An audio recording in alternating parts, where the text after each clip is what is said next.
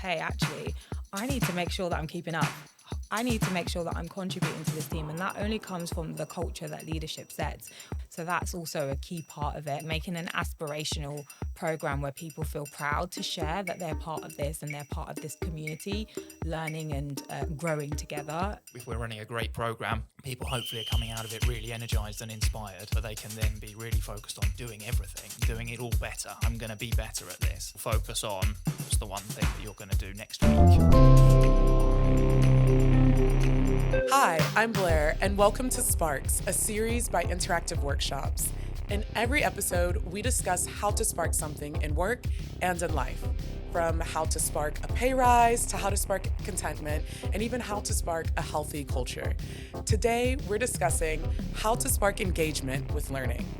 I'm so excited to be joined by Aisha Ahmed, a specialist in organizational development and culture transformation. And she's worked across a wide variety of industries, everything from government to tech to telecommunications and transportation. And we're also joined by Nathan, one of our directors here at Interactive Workshops.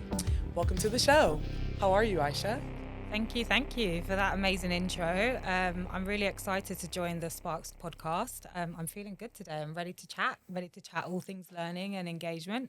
I like to think of myself as a people champion. I like to help people become their best at work, in their personal lives, and really just sort of provide the platforms and the tools and the learning initiatives to help them step into their best self. And so that's what really drives me, and that's what I'm super passionate about. So I'm really excited to share some of that with you today. Learn from each other and share some things with your viewers today. Awesome. And I know if you've watched one of these episodes before, you might be familiar with Nathan. But for those who are maybe just watching Sparks for the first time, maybe give us a bit about yourself, Nathan, as well. Sure, yeah. Thanks, Blair. I'm Nathan. I'm one of the directors at Interactive Workshops, running a part of our team. We do everything across the people space. So from sales training, sales enablement, sales management, to leadership, personal effectiveness, team development, and all things people development. So yeah, really excited to have you on, Aisha. Great to see you again, and welcome. Thank you. Awesome. So a lot of the conversations that we've had with Aisha have been around learning and creating a learning culture, which is kind of what inspired this topic today. So I'd love to know, Aisha, I'm going to point the first question towards you. How do we get individuals in an organization to commit to learning? You have these big programs. How do we get that commitment from them? To be honest, in my experience, I think it starts with the leadership. Like, you can't get away from that. It's something that we need the leaders to commit to, creating a culture where continuous development and where that sort of growth mindset is really championed in the workplace. And without having the leaders sort of champion that expectation, creating that culture where you have that high performance team where everyone around you is committed to bettering themselves, everyone around you is constantly improving. When you're around that kind of culture, there's no way that you can't think that you're not going to think to yourself, hey, actually, I need to make sure that I'm keeping up. I need to make sure that I'm contributing to this team. And that only comes from the culture that leadership sets. Where there is high performing teams, you often see that there is that aspect of that growth mindset across the team, and people are learning with each other. There's some healthy sharing and knowledge sharing and engagement with the team, psychological safety, things like that help people take those risks and put themselves out there to, create those opportunities to grow. And that only happens when leaders invest in their team and create that culture of that continuous learning and that vulnerability as well. I think that having that sense of psychological safety to be able to sort of take risks, that really then embeds that culture of learning, because then people don't feel afraid. People feel like, do you know what? I'm going to take that risk. I'm going to try that particular thing that I'm not necessarily good at. And I have my colleagues alongside me cheering me on. And you only do that when the leader of that organization sets that expectation. So I think it starts there. There's a lot of other things that also contribute to it, but I really believe that where we get that transformational change, it starts with the leaders. Absolutely. And I think that's oftentimes what people are questioning is that approach, right? It sounds like you're advocating for like a top down. Sometimes people, they want to use a bottom up, right? They want to know what's coming from the people. So I think it can be a bit of both sometimes. And that's an internal perspective, but externally, when our clients come to us, we hear this a lot. Like, how do we get them to commit? We need to get people to. What would you advise to people coming to you, Nathan? As it happens, exactly the same thing that you've just landed on there, Aisha. I feel like we've gone straight to the critical point. I've always had the phrase in my mind from very early in working in learning and development: what gets managed gets done. And we've seen both sides, right? We work with teams and organizations where we're kind of trying to convince people to commit time to learning and development almost in spite of the leadership and the fact that they're being pulled to the operational topics, pulled back to the day job. But where leaders, commit, lead by example, encourage their people, that it is an essential part of their job to invest in that development time. I think we see massive results. I'm very curious, how do you do that? How have you seen success in getting leaders on board with that, getting leaders to demonstrate that sort of commitment to learning and to drive that in their teams? I think ultimately, as L&D professionals, it's our role to really understand the business that we are working and collaborating with, right? It's making sure that we can speak the language of the leaders and understand what are the metrics, what are the things that are driving them in terms of the things that keep them up at night. Us understanding that and positioning that in those interactions and saying, actually, we understand what it is that your North Star is. We understand what you're trying to achieve here. And you can't do that without your people. So that often starts a really good conversation when you actually say, hey, I know that you're focused on performance and you're focused on metrics, but you cannot do that unless you invest in your people and you create that culture of learning. So I think that that's a really, really good conversation starter. Another thing that we've done as well is also leverage the knowledge of our leaders, right? What I tend to work with really, really experienced and knowledgeable leaders within the industries that I work within. And one of the things that we do, not just helping them see the value of learning, but also leveraging their insights so that they can lead by example.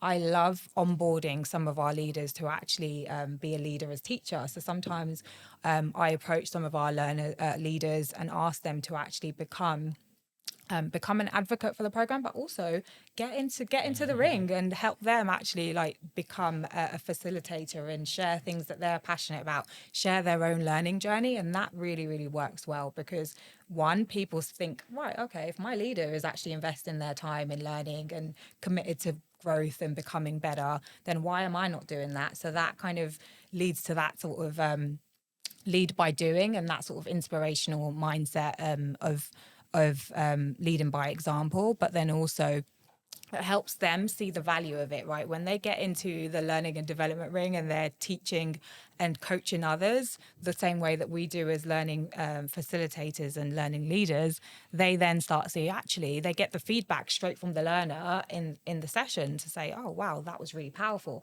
That's made me think about things really differently. And that really makes them start seeing the value of learning, I think. Brilliant. Thank you. Yeah, definitely. I mean, a common conversation in L&D, right? Especially when you're trying to get people engaged with these programs is how are we getting buy-in? They often want to see the value, but sometimes that value is driven by more quantitative metrics. And I think sometimes having them in the room, right? Having them see the impact live can be just as powerful for them to see that ROI. So oftentimes we're getting a lot of different asks, right? Especially from the top. Like we want them to focus on this or focus on that topic. You're getting asked from the individuals as well, the people who are actually doing the training. We need training around this. How do we ensure that we're focusing on the right topics to keep driving that engagement? I think it goes back to that understanding the business, understanding the key success factors and where the organization's trying to go in. And it goes back to the basics, get back to the basics of doing a thorough needs analysis, right? Don't just jump into it and hear a couple of voices, your leaders pressuring you and saying, hey, we need this, we need that. They aren't the learning professionals, respectfully, in the room, right? So we have to come in and bring our expertise and get back to the basics, I think. And part of that is making sure that we do a thorough needs analysis and, following that whole process through, ensuring that we're using a balance of qualitative and quantitative data to make those decisions. I'm a big advocate for data-driven decisions and performance, I have to say. So numbers do matter, but also making sure that we do take that time to actually reach out to our learners and understand what works for them and what they're wanting to learn, but also making sure that that connects with the business goals. And I think oftentimes you're going to get so many priorities on your table, right? And I think in terms of making those decisions, we have to make those decisions and look at what is going to make the biggest impact and focus in on that. I would rather, as a learning leader, focus in on 3 programs that I think is going to make the biggest impact rather than trying to like tackle everything and solve the world in one go, because that's just not going to happen realistically. So I think those are a few of my thoughts on that. Yeah, thank you. And I'm going to turn to you now, Nathan. I know, sometimes our clients come to us with some ideas in mind of what they want, but externally as consultants, our job is to help them also figure out what is the right topic, because sometimes that may not match up with what their ideas are. How do you approach that? Yeah, and I think it's a really interesting one for me. And I know we've talked about this a lot, Blair, trying not to bring everything back to sales, but at some point in my career, gradually working more and more on sales topics, I see that consultative approach fundamentally is what I'm hearing you saying there, Aisha. The sort of the consulting, the questioning, the prioritization of value is a very common and core thing to getting that prioritization right. And it's certainly something that we always try and do. And it's something it's interesting seeing how differently that's applied across different businesses and different industries. In the learning area, you can very easily be quite reactive and quite responsive and just trying to do everything because the business is saying we need this now. But yeah, exactly that process of needs analysis. Okay, why do you need this? What's the actual problem we're trying to solve here? Those kinds of questions are really key. And also, how much can we realistically do? And how come back to the original question of getting actual learners to engage, how much can they engage with? The business might think they need loads and loads of things being done, and those things might all be valuable. But can you do them all this year is probably a question worth asking. And can people actually put that much time in to learning that many things? And to your question, what's going to have the actual most impact? Absolutely. Yeah. I definitely agree with that. Yeah, it's something that we all, honestly, I'm not perfect as a learning professional. Like I've been in that situation where I'm trying to solve the world because I'm so customer obsessed. But one of the things that I've learned is that you can't do it all. And, trying to when you try and put so much resources across so many different initiatives, you actually end up reducing the amount of impact that you can make. So it's really, really important to focus in on those really flagship programs that you know and you believe in is going to make a really big difference, and also the business believes in, because it comes from all parties, right? So I can't just go in there and say like, yeah, these are the initiatives. I need to make sure that I have that buy-in from leadership, and they believe that those are the initiatives that's going to really drive their business forward and make sure that their people are keeping up pace to be able to, perform at their best, really. It's interesting you saying that. I was having a brilliant conversation with a client last week out in the US along exactly that topic. It's like I instinctively want to do everything, want to say yes to everything, and she was basically challenging us on that approach, saying, okay, try a different way. What are the 5 things you could do, and then you're only allowed to do one of them. And it's a really interesting kind of mindset to take of that like essentialism approach of like, okay, what's the one thing that we must do rather than everything that we could do. It doesn't always come naturally to me, but I think it's quite an important thought. Absolutely. I like that. I think we get really excited as well, especially when we meet someone you're like, we want to do everything. I think we wouldn't be L&D people as well if we didn't want to do everything and try to tackle all of the problems. Save the world. Exactly. So we've been kind of focused on like, okay, how do we get the buy-in? How do we drive engagement from the beginning? So we've won the program. We've gotten the buy-in. How do we keep the engagement going? What would you do, Aisha, to keep that engaged? Because I know sometimes we hear that, okay, they start the program excited, but it's the commitment, the follow through. What are some things that you would say you've done to keep that engagement going with the learning throughout the program? Absolutely. I think it's that learning integration is like hot topic for me at the moment, and thinking about ways to do that. And it's really, really difficult. It's a difficult area, but one of the things that I've really leaned into and actually really, really enjoyed, one is the marketing of programs. Like it's so important. I think as a program leader, I've really, really been able to really look at how do we market our programs? How do we sell that? How do we keep the engagement up through different communication channels, making sure that it's not sort of a one and done hey, you've attended this amazing workshop, you had all this amazing feedback, but then how do we continue that learning? And one of the ways that I do that is to keep in touch with the learners, right? Make sure that we're dropping like a few of the things that they might have learned at the launch. For example, I've run a 6-month program. Imagine keeping learners engaged throughout the 6 months to keep on showing up and keep on doing the things that are required of them on that program. One of the few ways that we did that is have different touch points. One thing that learners really love and enjoy is having that community and making sure that we are able to enable opportunities for them to come together with their peers. So throughout the program, creating opportunities and touch points for them to do that, come together, learn together, and then also reminding them constantly, like, where have they come from, what the progress is that they've made. So I love a good roadmap. I love saying, you were here at the beginning of this program, now you're here, and look at all the progress that you've made. Sharing some of those highlights. So for example, on that 6-month program I was talking about, we had a amazing launch event, right? And we did loads of videos. We captured their excitement. We captured what it is that they wanted to know at the beginning of the program, what they wanted to work on. We were able to get some really good shots of that and videos and capture that moment.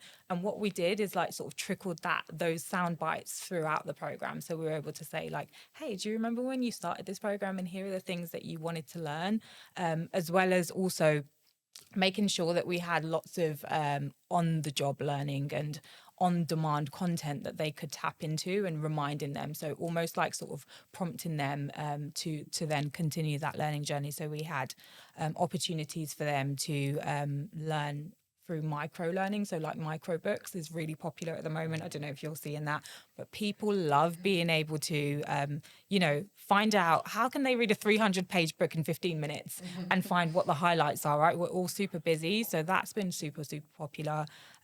Making sure that we are continuing to highlight their successes to their managers as well and their leaders, and saying like, hey, here's how your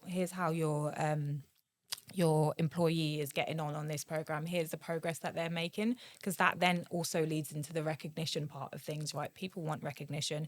People want the tools to be able to quickly maybe post on LinkedIn, maybe post on our internal networks to say, hey, look at me. Here's what I'm doing. Here's the things that I'm learning. So that's also a key part of it. And I think, yeah, like I said, like leaning into that marketing aspect, like making an aspirational program where people feel proud to share that they're part of this and they're part of this community, learning and growing together. That's also super powerful, I found. Yeah, I love it. I'll turn to you as well. I mean, I think you've covered a lot there, and we've touched on some of these points that just then and earlier as well. But for me, there's the leadership piece, there's accountability, and the third bit is simplicity that I think is really key. Having the leaders, as we've said, bought in for the process from the start. We're working on a program that we're running in a couple of weeks, a pilot for a new initiative, and one of the key conversations is talking to the local leader of that organization. Okay, can we curate and set up how he's going to be the person kicking off the process rather than us? Like when we come in as a provider, we've got loads of ideas and loads of thoughts, but having the right leader, I know we worked on a program recently where this was done brilliantly, having the right internal leader standing up and talking to their people about why we're all here and what we're getting out of this process, I think is key. That then leads to the follow through. We all want to sit down at the end of a program and make an action plan and decide what we're going to do differently, making that really clear and really concrete and accountable. So it's not just I'm going to do all of these things, but there's a really simple focus on what's the one thing I must do, and also how am I going to be accountable for that, whether that's a check-in point with managers, whether it's like peer coaching, support groups, all of those kinds of forums, and the check-ins, as you've identified there, the frequency of keeping that focus going. And yeah, the simplicity is just, I guess, back to the point that we want to do a bit of everything. If we're running a great program, people hopefully are coming out of it really energized and inspired, but they can then be really focused on doing everything, doing it all better. I'm going to be better at this, driving a really kind of, a really essential focus on what's the one thing that you're going to do next week differently, and how are you going to know you've done that, rather than I'm going to be better at this, or my team's going to be more effective. Like, okay, how and exactly why? Yeah, absolutely. I love that. And I quite think like the details. Yeah. No, I think that's really, really powerful. And we worked on that as well, and providing those sort of toolkits where they can actually do that work, right? And say, hey, here's the thing that I'm going to focus on. I'm definitely a big fan of like micro learning and just in time learning as well. So I think that if people can do it, like you said, access it easily as well, making sure that it's accessible, all of the learning initiatives that we roll out, and they could quickly sort of, they can find themselves in a challenge and know that actually I can go and watch that video and get some good tips on how to navigate that situation. So a lot of sort of situational simulations where they can actually practice on the job when they need it, I think is definitely a trend that I'm seeing, and I think that that works really well as well. Definitely. I was thinking as you were both sharing your thoughts, it seems like a big part of it is sort of sparking ownership, right? Sparking that autonomy, because you were listing so many different modalities, like ways of learning. You could do a micro learning, or maybe it's an e-learning or something like that. How would you say that impacts it? You know, kind of finding that balance between ownership, but then also giving them a clear journey roadmap of what they're doing. I think, like you said, it's really, really important that we put the learning into into their hands, right, and help them feel really empowered. We can create the tools, we can create the community, we can create an amazing program design, but also the ownership comes to them. You know, it starts with them at the end of the day. So, in terms of being able to do that, is making sure that all of our learning is super accessible, making sure that we consider different learning types as well in that, and making sure in that program design that we design a program where it's accessible to all different types of learning needs, right? And designing a program that doesn't penalize people for not following a linear journey, right?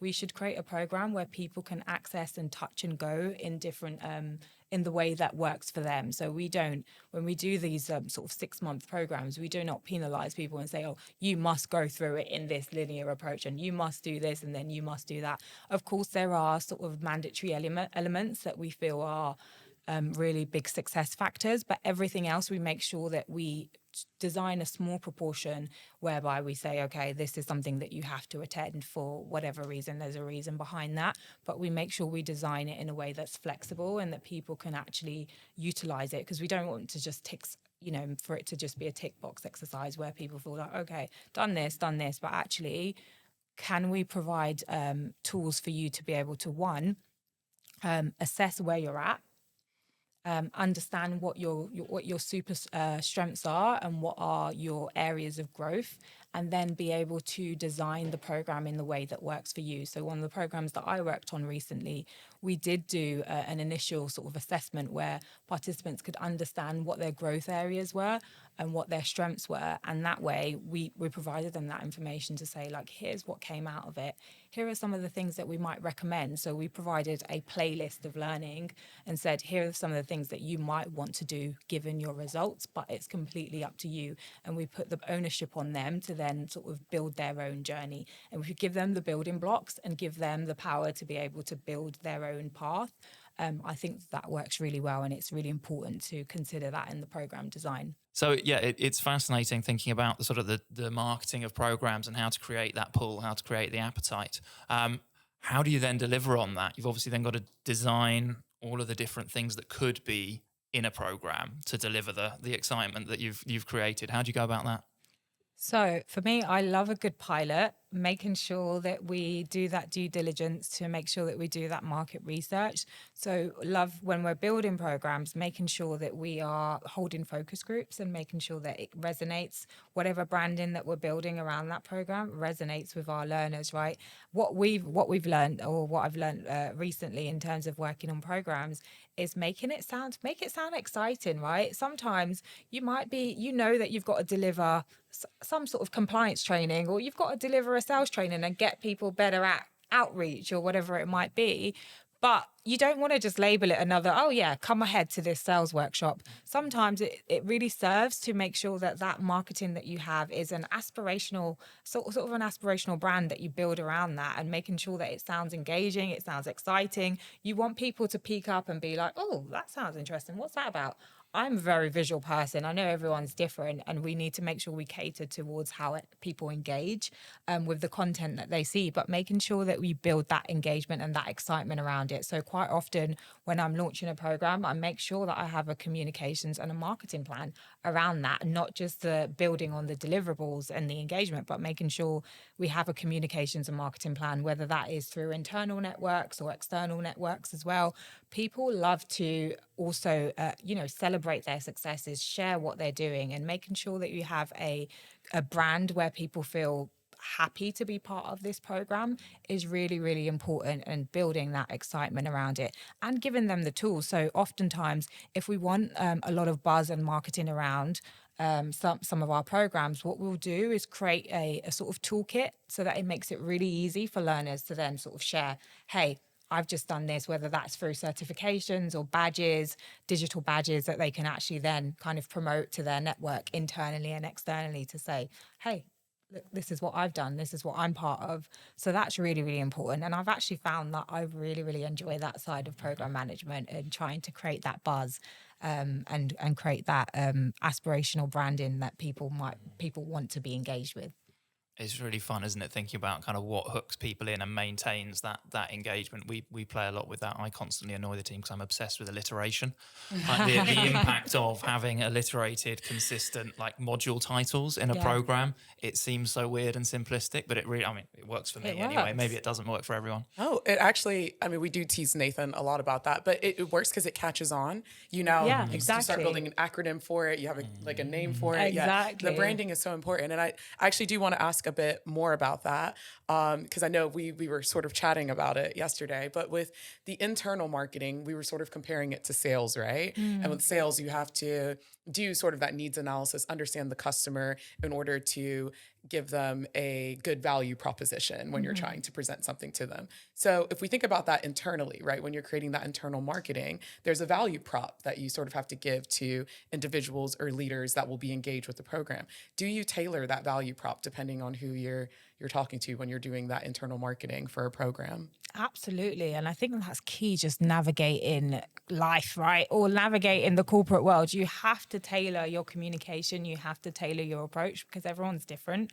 Not everybody appreciates, like, I've done a lot of awareness and understanding about how naturally my inclination is to approach certain problems or approach conversations, right? And I know that that doesn't work for everybody. So it's really, really important that you do that work to understand, like you said, who is it, who's your audience, who's your customer group, and understand what it is that they're challenging, what their challenges are, what they're facing, and really try and tell that story when you are promoting in those programs to say, right, here's the solution that this training is gonna help you fix. Here's why it's worthwhile. Here's why you should engage with this, because it's gonna help you be better at what you're doing, and it's gonna help you move quicker, right? It might feel as if, right, oh gosh, I've got to do this training. It's going to take 2 days out of my time, and I've got all of these deadlines and deliverables to reach. But actually helping them understand that that's actually going to make your life easier and actually probably help you deliver faster, better, make it easier for you to engage with your customers and reach your goals, really, I'd say. Awesome. Thank you. We need to bring you along, get people engaged. Yeah. Now, before I get into the final question for this episode, I'm going to turn to the viewers for a moment. If you are enjoying this Sparks episode, we'd really love for you to like and subscribe to this channel. We do read every comment, every review, and we value your feedback. So please do comment and let us know your thoughts. So now, final question. I'm going to look to you, Nathan, with all that we talked about today, driving engagement with learning or sparking engagement with learning. How would you describe what Interactive Workshops is doing in this space? What are we doing to spark engagement with learning? I might not have long enough to answer that question fully, knowing that we've got a time limit here. But yeah, it's really interesting hearing the things that Aisha's brought to the table. I think we're seeing a lot of those trends.